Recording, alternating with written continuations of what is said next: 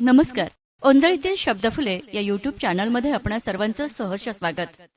मंडळी, आपल्या प्रत्येकाच्या आयुष्यात कधी ना कधी अशी वेळ येते जेव्हा आपल्याला यश हवं असतं, प्रगती हवी असते, सुख हवं असतं, पण त्यासाठी लागणारी मेहनत करायची मात्र आपल्याला इच्छा नसते. मग आपण आपल्या नशिबाला दोष देतो, परिस्थितीला दोष देतो आणि कधी कधी देवाला सुद्धा दोष देतो.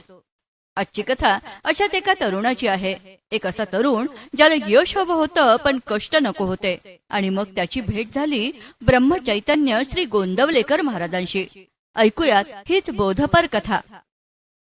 गोंदवले जवळच्या एका गावात एक तरुण राहत होता.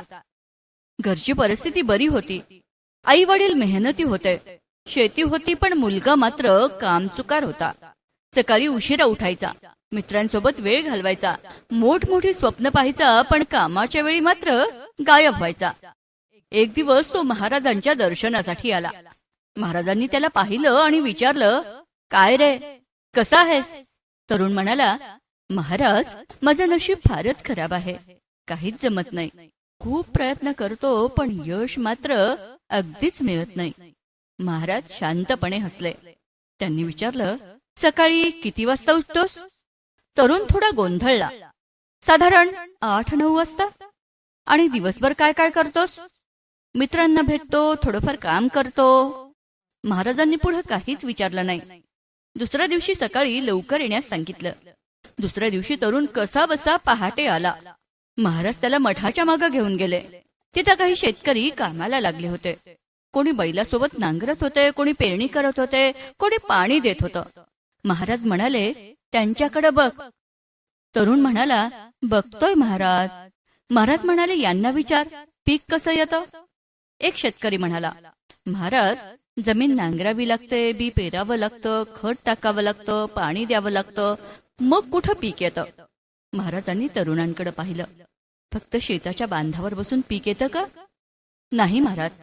मग आयुष्यातील यशाचं पीक मेहनतीशिवाय कसं येईल? तो तरुण गप्प झाला. महाराज पुढे म्हणाले, परमेश्वर प्रत्येकाला संधी देतो, पण त्या संधीचं सोनं मेहनतीनं करावं लागतं. त्या दिवसापासून तरुण बदलला. तो रोज लवकर उठू लागला, वडिलांच्या कामात मदत करू लागला, स्वतःला शिस्त लावू लागला. काही वर्षांनी तो गावातील यशस्वी शेतकरी म्हणून ओळखला जाऊ लागला. तो जेव्हा जेव्हा महाराजांची आठवण काढायचा तेव्हा तेव्हा त्याला एकच वाक्य आठवायचं, मेहनतीशिवाय यशाचं पीक उगवत नाही. मित्रांनो, आपल्यालाही आयुष्यात मोठं व्हायचं असतं, पण मोठेपणाचा मार्ग कष्टातून जात असतो. नशिबाची वाट पाहणारे अनेक असतात, पण कष्टाची वाट चालणारेच यशस्वी होत असतात. म्हणूनच लक्षात ठेवा, कर्तव्य करत राहा, प्रयत्न सोडू नका. भगवंत प्रयत्नांना फळ नक्की देतो. मंडळी, आजची कथा इथंच संपते. पुन्हा भेटूया गोंदवलेकर महाराजांच्या आणखी काही प्रेरणादायी कथेसह. तोपर्यंत श्रीराम, जय राम, जय जय राम.